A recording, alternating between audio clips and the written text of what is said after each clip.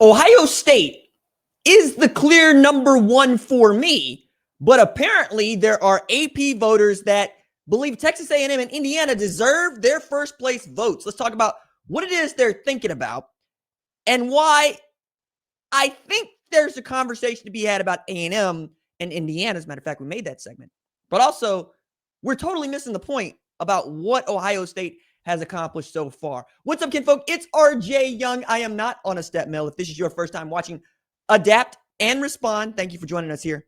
We talk college football year round. If you're into that, go ahead and hit that subscribe button. Like this video and answer the question in the comments below. Do you think that Ohio State should be the unanimous number one team in the country? And I'm going to ask you to miss me with the I don't care who's the number one team after week 9. I care who the number one team is after the national championship. Then what the hell are you doing here? Quite honestly. All right? If you're not going to participate in the thought exercise, which is ranking teams, which is the thing I do professionally, then I got nothing for you. Ixnay on the rankings don't matter say, as it were, on this fine Sunday afternoon. So Ohio State, number one team in the country. At least we got that right. Got 54 first place votes. But my goodness, Indiana got 11. And then A&M got 1. That's 2 and 3, by the way, if we're keeping track here. Indiana's getting 11, I think, on the strength of what they've done to a common opponent against Illinois, right? They beat Illinois 63-10. Ohio State only beat them 34-16. Never mind, Washington showed up and absolutely dropped 40 plus on Illinois. And Ohio State stopped a mud hole in Washington and walked it dry. Illinois. Indiana and Washington don't play this year. Or at least let me make sure I'm right here before I speak out of turn. I'm fairly certain that they don't play at all this year. But again, we're going to make absolutely certain that I'm right about this. Because as I look at this, we know Ohio State and Indiana won't play in the regular season. Of that, I am sure. But the thing that also I think kind of bothers me about this Indiana conversation is we know what Ohio State did to them last year. They're the only team that didn't keep it close. Yes, Indiana's remaining competition is Maryland, Penn State, Wisconsin, Purdue. Nobody, right? Ohio State at least still has to play Michigan, in which case, if you're already penciling in a W for the Wolverines there, nobody's going to blame you outside of Ohio, right? Where it's enough of this already, right? They won the national championship. Their only losses to Michigan. Michigan still gets to say, we ran it in 2023, and we beat you in the process of going undefeated, to which Ohio State come back with, yeah, but cheating, though, in which Michigan fans will continue to throw up their arms and like, it's not cheating, it's sign stealing.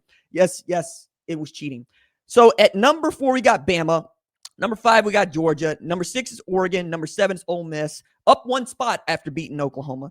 Number 8 is Georgia Tech, who's down 1 spot, getting 8-0 for the first time since 1966.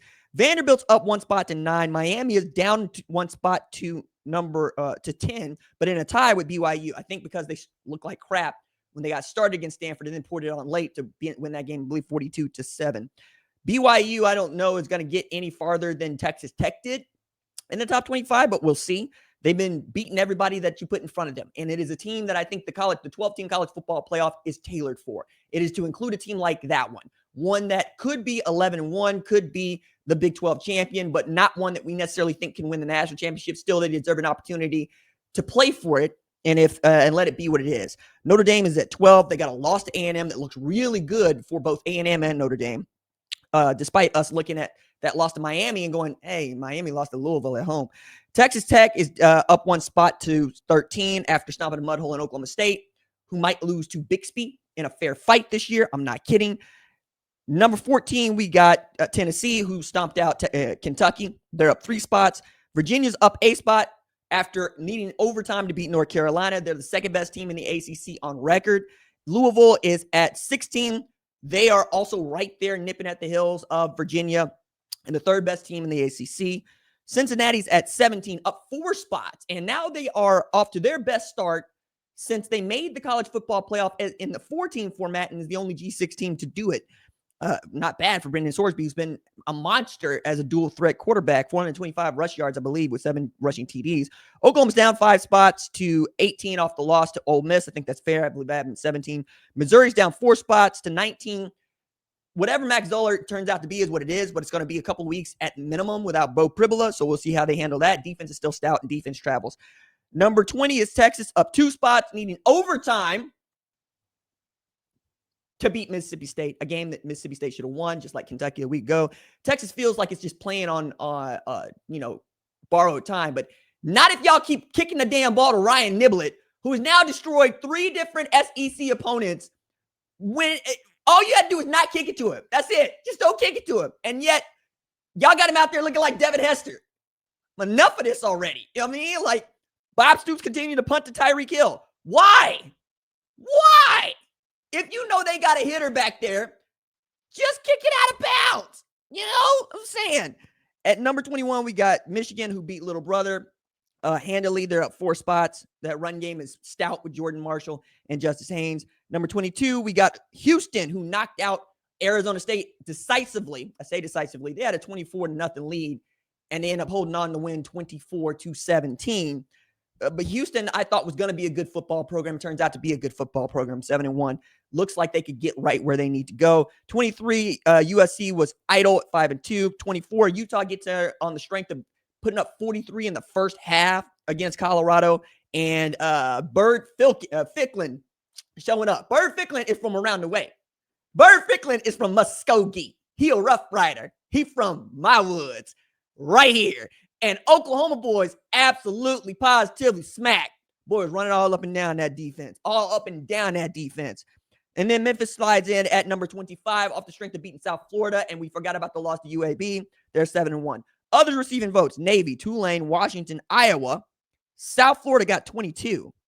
By the way, Navy's undefeated. Navy's 6-0. Better keep watching out for Navy. San Diego State's up there. LSU's got 11. Damn, San Diego State got more points than LSU. It's rough down there. James Madison at 9, North Texas 4, Illinois at 3, and Pittsburgh at 1. If you are a Buckeye fan and you feel some kind of way about this, let me know in the comments below. If you're an LSU fan, pour one out, dog, because you're about to join Oklahoma in the doldrums. Wish I could say it'd be different for you, but that just ain't what it is.